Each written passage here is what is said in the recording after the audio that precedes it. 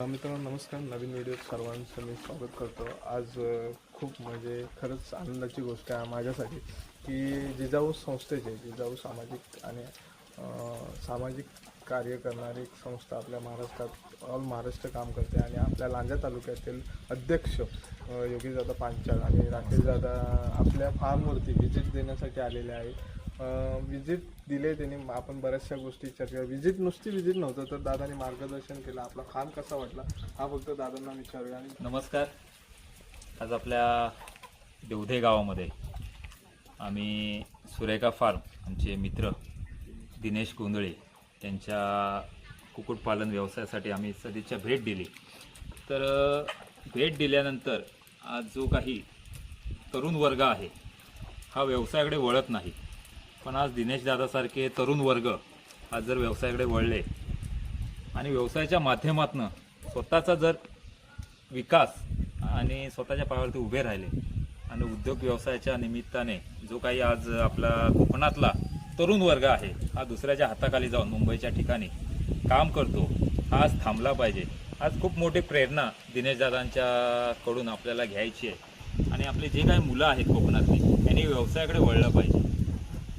आज बरेचसे आपल्याला सरकारी योजनेतनं आपल्याला बरेचसे सबसिडीच्या माध्यमातून किंवा बरेचसे उपक्रम आहेत की आपल्याला व्यवसाय करता येऊ शकतो. तर खरोखरच दिनेशदादांच्या इथं आल्यानंतर आम्हाला खूप मोठा अभिमान वाटतो दादांचा की आज त्याने स्वप्न बघितलं आणि त्या स्वप्नपूर्ततेकडे त्यांची वाटचाल चालू आहे.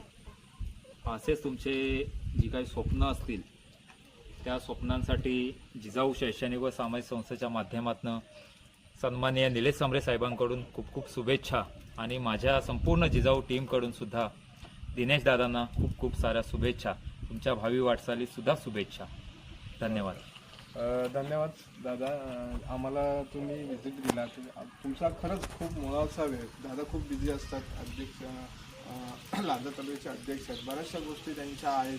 सामाजिक कार्य आहे त्यांचं खूप मोठं आहे.